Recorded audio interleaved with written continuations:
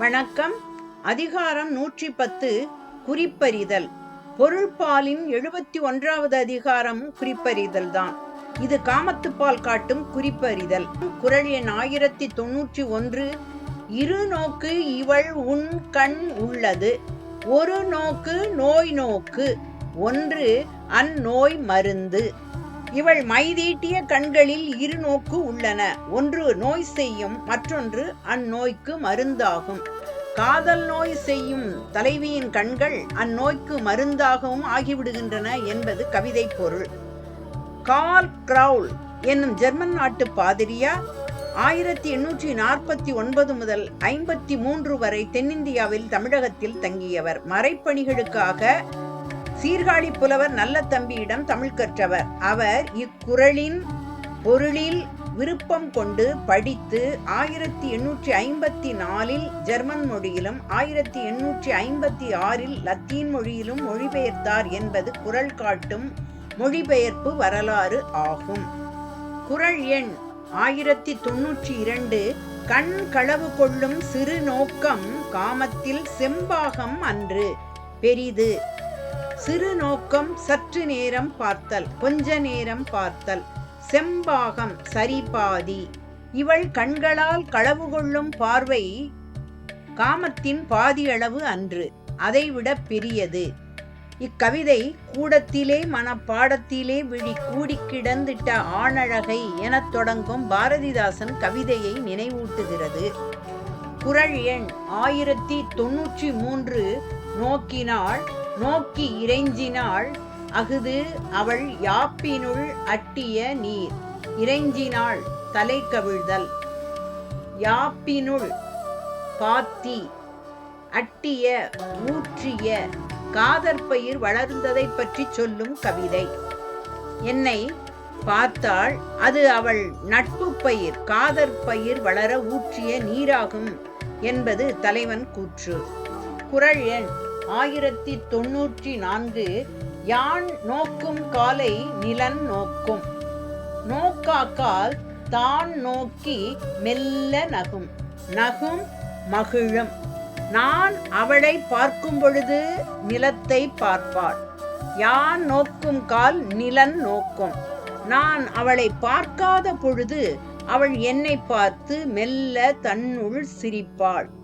நோக்காக்கால் தான் நோக்கி மெல்ல நகும் என்பது கவிதை பொருள். குறள் எண் 1095. குறிக்கொண்டு நோக்காமை அல்லால் ஒரு கண் சிறக்கணித்தாள் போல நகும். சிறக்கணித்தல் சுருங்குதல். அவள் நேராக என்னை பார்க்கவில்லை, ஒரு கண்ணை சுருக்கி சிமிட்டினார் போல சிரிக்கின்றாள் என ஓரப்பார்வையால் உள்ளம் கவர்ந்த தலைவியை பற்றி கூறுகிறான் தலைவன். குறள் எண் 1096. உறாதவர் போல் சொலினும் செரார் சொல் ஒல்லை உணரப்படும். உறாதவர் அயலார், செரார் வெகுழாதவர் சினமற்றவர், ஒல்லை விரைவாக. புறத்தில் யாரோ போல் அன்பற்ற மொழி பேசினாலும் அகத்தில் நட்பு செய்பவரின் அன்பு மொழி விரைவில் அவர் அயலார் இல்லை, அன்புடையவர் என்பதை உணர்த்திவிடும் என்பது கவிதை பொருள். குறள் எண் 1097.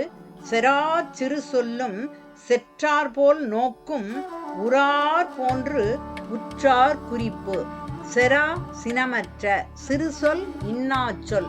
செரா சிறு சொல் பகையற்ற கடும் சொல். செற்றார் பகைவர், நோக்கு பார்வை. உறார் புதியவர், நொதுமலர். உற்றார் நட்பு செய்பவர். குறிப்பு அறிகுறி, அறியும் குறிப்பு என்பது பொருள்.